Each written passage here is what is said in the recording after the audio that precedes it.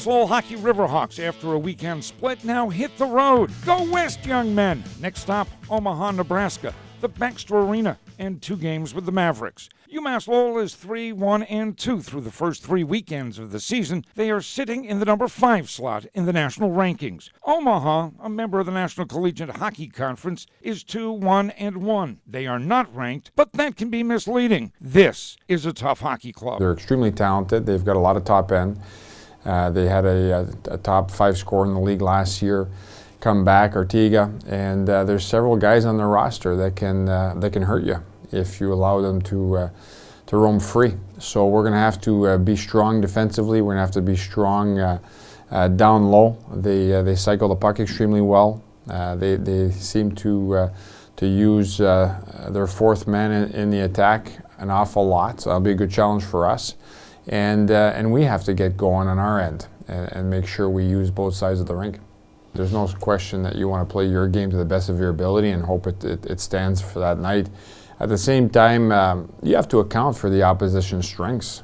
You know, last weekend they had an excellent series with Vermont.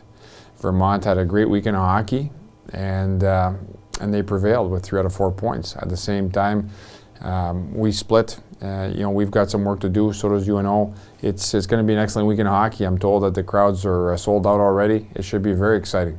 The kids like playing in front of great atmospheres. And it just so happens we're playing at Baxter Arena this weekend. The following weekend we're back home against Vermont. It's great to have enthusiasm for the game of hockey, and home or away in this instance. And we're going to Omaha, and we've got a Nebraska kid on our club, so it'll be a great treat for him. The Riverhawks split a pair of games last weekend, a Friday night 5-2 win over St. Lawrence. But Saturday night, they were beaten by Clarkson, a 4-3 final, and that was despite holding a 2-goal lead after 1 period of play. Well, I thought it was a good weekend of hockey. I thought 2 good opponents, 2 different opponents. I thought we played some good hockey throughout, and special teams seemed to reign in the end. A 3-1-2 record may not reflect it, but the Riverhawks have faced adversity, and as far as their coach is concerned, they've responded well. I like our responses. Anytime the opposition has scored, I thought we've come back with some good shifts. Last weekend, we got thrown for some different situations that we had in the past.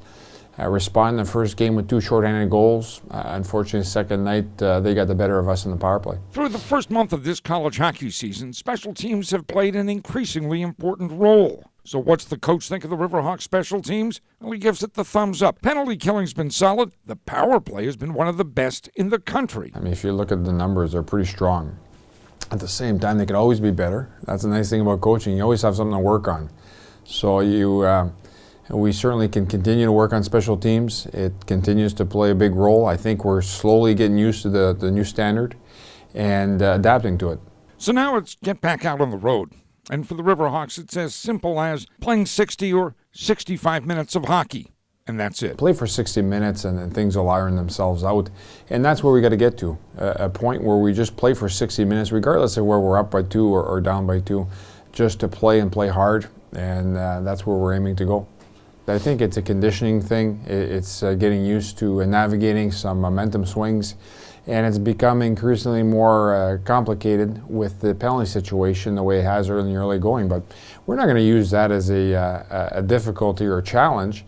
We're going to adapt to it and get better at staying out of the box and playing 5-on-5 hockey, despite the changes in the standard. So now it's on to Omaha, and trips like these can be beneficial in so many ways. Team bonding, team chemistry, and battling some adversity. You know, you're going to an adverse environment. You're going to a rink that you've never played in before. We're going to get 2 practices in that rink, so we'll be just fine come game time.